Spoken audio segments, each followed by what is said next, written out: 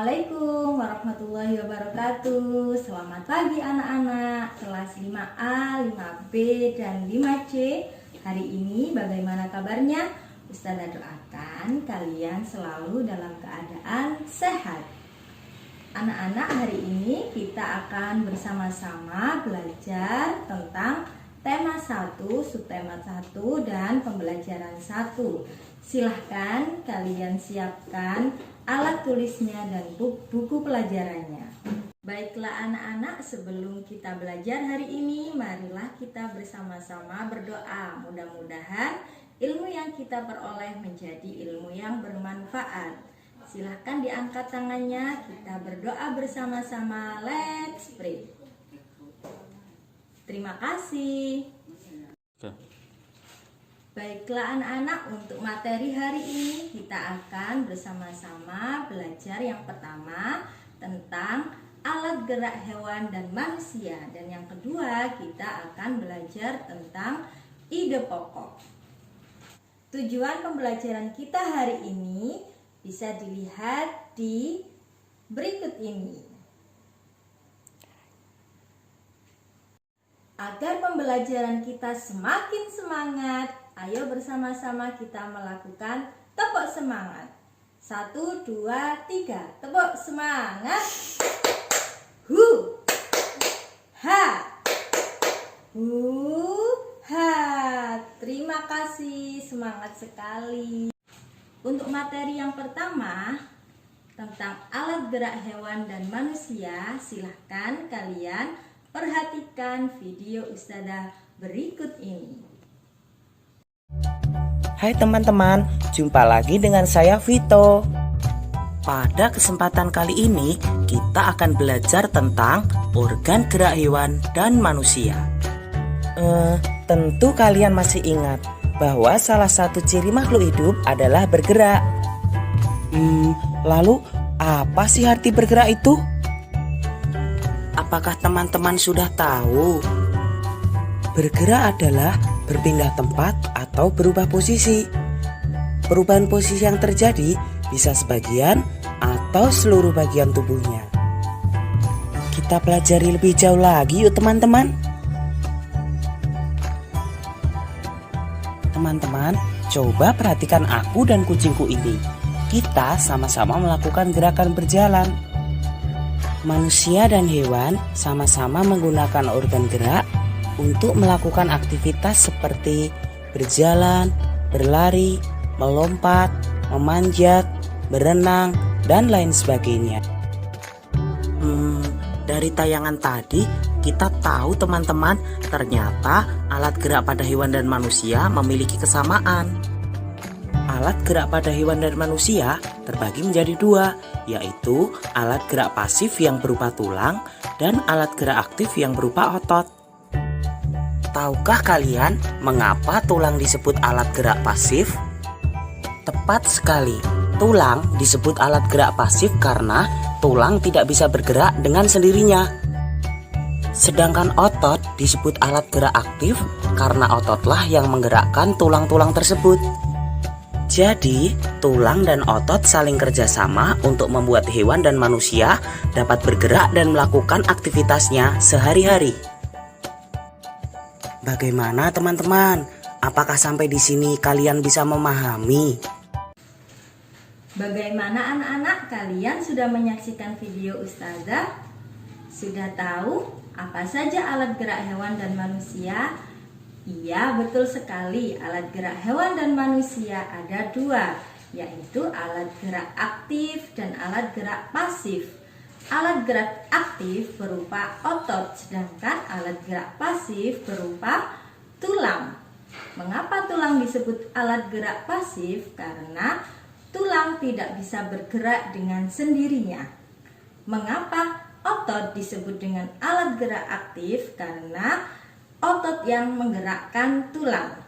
Jadi, jika keduanya disatukan, alat gerak pasif dan alat gerak aktif, maka akan membentuk suatu sistem organ gerak manusia, sehingga akan menyebabkan manusia maupun hewan bisa bergerak, baik itu berjalan, melompat, melompat, berenang, maupun terbang.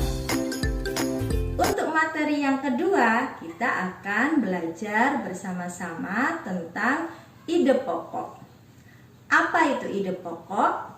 Bagaimana cara kita menentukan ide pokok dalam suatu paragraf? Untuk lebih lengkapnya, silahkan kalian perhatikan penjelasan Ustazah berikut ini. Menentukan ide pokok sebuah paragraf. Ide pokok atau gagasan pokok adalah ide atau gagasan yang menjadi dasar sebuah paragraf. Selanjutnya, ide pokok biasanya disajikan ke dalam bentuk kalimat utama. Jadi kalian kalau ingin mencari ide pokok harus mencari kalimat utama. Karena kalimat utama itu merupakan inti dari paragraf tersebut, sehingga nantinya dapat dijadikan sebagai ide pokok. Setelah menemukan kalimat utama yang memuat ide pokok ini biasanya bisa berada di awal paragraf, tengah, atau akhir. Anak-anak, mari sama-sama kita perhatikan teks bacaan organ gerak manusia dan hewan yang sudah Ustazah sajikan di video tersebut.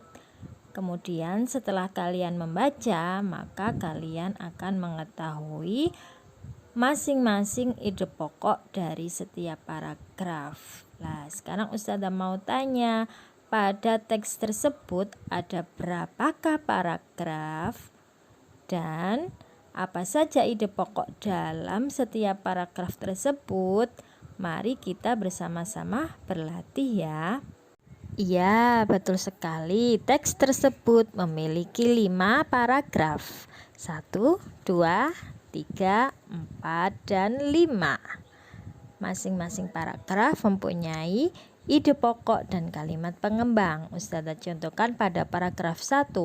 Ide pokoknya adalah salah satu ciri dari makhluk hidup adalah bergerak. Selanjutnya, teks yang berwarna merah itu merupakan kalimat pengembang.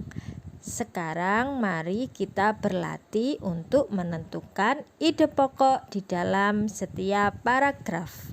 Sudah siap anak-anak? Mari kita lihat kembali teks bacaannya. Selanjutnya pada paragraf kedua, ide pokoknya adalah gerak pada manusia dan hewan menggunakan organ gerak yang tersusun dalam sistem gerak. Untuk ide pokok dari paragraf ketiga adalah organ gerak manusia dan hewan memiliki kesamaan, yakni tulang dan otot. Sedangkan untuk ide pokok pada paragraf keempat adalah tulang merupakan alat gerak pasif, dan ide pokok pada paragraf kelima adalah otot merupakan alat gerak aktif.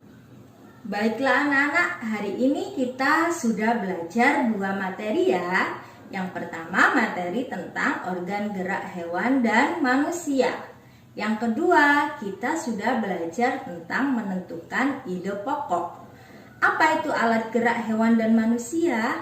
Yakni alat gerak berupa alat gerak pasif dan alat gerak aktif yang sudah Ustazah jelaskan pada video sebelumnya. Sedangkan yang kedua, kita sudah belajar tentang ide pokok. Apa itu ide pokok? Ide pokok adalah kalimat utama atau gagasan utama dalam suatu paragraf. Supaya pemahaman kalian lebih mendalam, silahkan kalian kerjakan lembar kerja yang sudah Ustazah share di grup WhatsApp. Terima kasih untuk hari ini, terima kasih atas perhatiannya. Semoga ilmu yang Ustazah sampaikan menjadi ilmu yang bermanfaat. Jika hari ini kalian masih belum paham tentang materinya, boleh tanya Ustazah melalui video call atau WhatsApp Ustazah. Ustazah akan menjawabnya dengan senang hati.